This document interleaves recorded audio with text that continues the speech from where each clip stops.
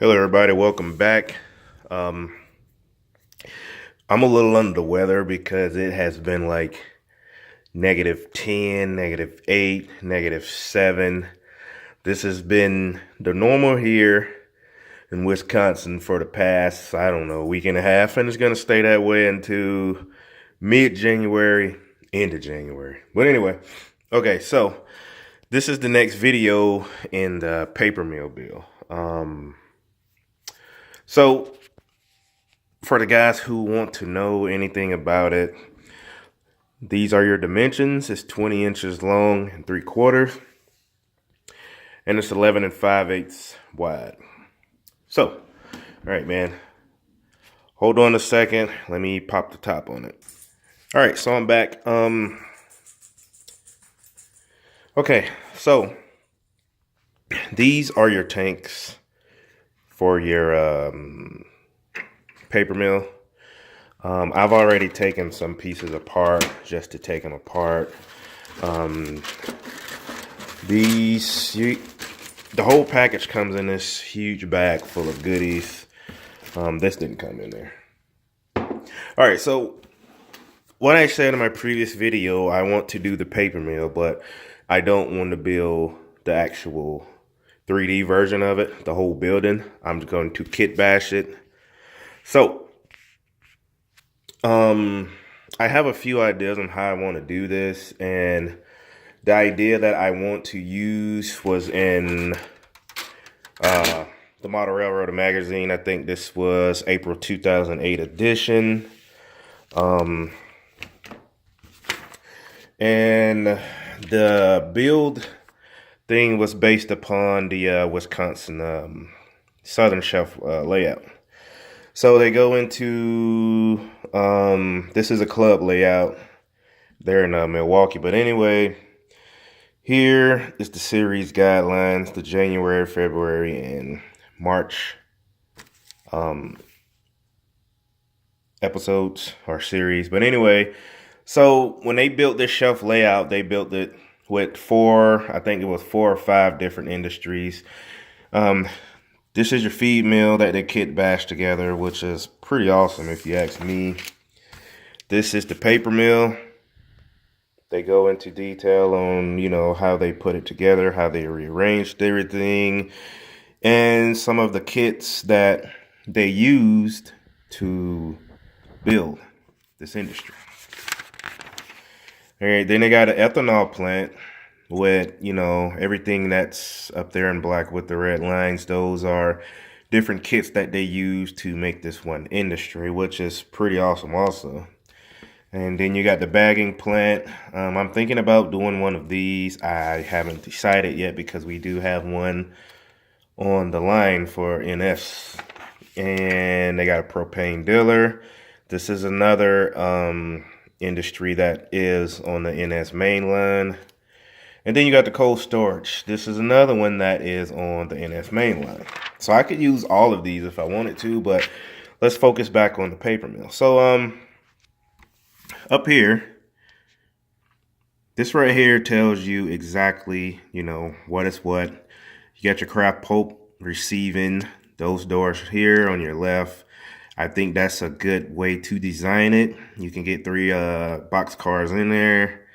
Then you got your gas right there in the middle. You can put a tank car there. You got your slurry tanks. That is for the mixture for the recovery process. Or you can use it in the craft process. Either way, still gets used. For the slurry tanks, you can use the slurry tanks, the Kaolin tank cars, or the Kaolin hopper cars. It comes in 2 different times. You got the liquid kind and you got the powder kind. You got the chemical warehouse there, which I like the way they designed that, with your tanks on the top. Then you got your pulp tanks for your wood chips, and then you got your paper warehouse on the end there on the right. So how I want to use this, well, here's another schematic on the actual things they used. Right there, they used the Walters water tank, the water tower, Magic Pan Bakery, that's another Walters kit. The structures for the walls, it says right there, the Lakeville warehouse.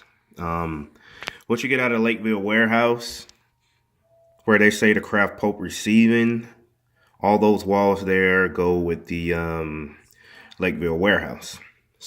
Also, where's it at? Also, this end right here, you get this out of the Lakeville warehouse. Also, the truck loading docks. Next, you got the Rick's elevated tanks. You got another tank kit. You got Pike stuff. Engine shed. Now, they use the engine shed right there in the green. So the engine shed is the chemical house. I like that. That's a nice design for it. You shove your chemical tank car into the facility for unloading. Keeps it out of the elements. I like that design. And then you got the keep your fuel storage tanks, and that's your gas. So I just show you a few more pictures of how everything is mapped out and how I could use this for my purposes. Now, back to this picture here. Now remember, this was the slurry tanks and the start of the chemical house. The start of the chemical house is where the guys are at the pickup truck. So, now, if you use Lawson's shipping, you can get that same type of wall structure off of this kit here. Now, Bud's Trucking, I could use Bud's Trucking for the Pope receiving doors. Now, if you don't know what the Pope receiving doors are in the paper industry, they are the doors that receive, just say for instance, recycled paper, recycled newspaper, anything that's recyclable, it'll come in through the Craft Pope receiving. It gets sent through the craft mill. They take the ink off the paper, they re-bleach it, yada, yada, yada, and so forth, so forth. So, that's what I would use for that. And the craft mill here,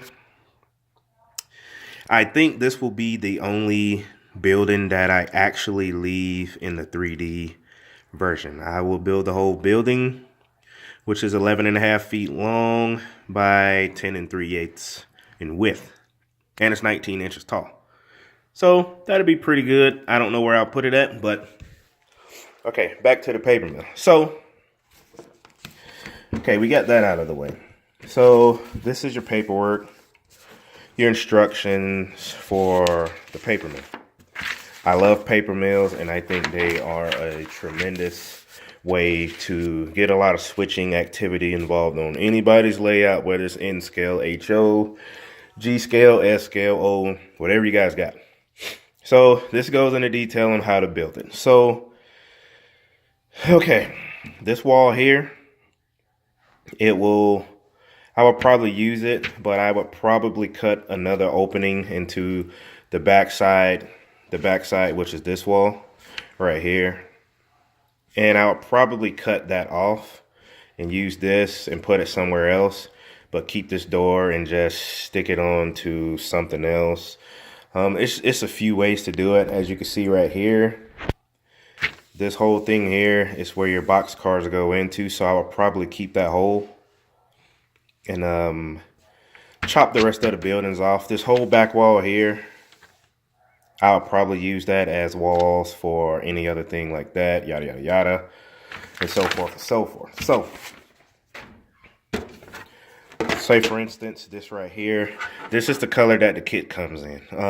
Me and my son went last night, and he picked out forest green. So that's what color the building is actually going to be. It's going to be forest green. As you can see in the pictures here, they decided to go with blue. And I know, I know Bud's Trucking is blue, but we'll probably paint it. Or maybe use two colors, you know, doesn't matter. Okay, so this is your truck docks. So what I said by, I want to cut those off. So if I go here, right here, and just cut down with my blade, I can cut this all the way off, and I can have the truck docks, and I can put those somewhere. So this is just a little insight on some of the ideas I want to do. This right here, this is a window section. This window section is right here. So that means it would go right here. So there's a couple of different ways I want to do this, but I want to get the most out of this whole kit because it is massive. This is the back wall. So this is double window. So this will probably go on the back wall just there, you know.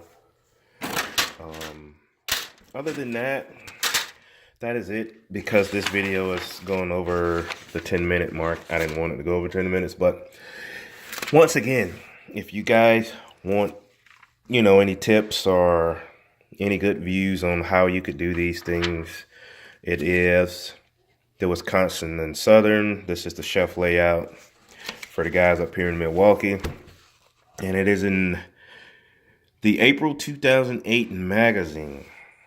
There's some pretty good stuff in this book. I keep all of my books, my magazines, you know, just to keep them. Plus, it drives the wife crazy because she says I should get rid of them, but I don't think so. So, the next video, I will probably have spray painted what I'm going to spray paint, and we will go from there. So, till next time, everybody. See you later. Happy New Year.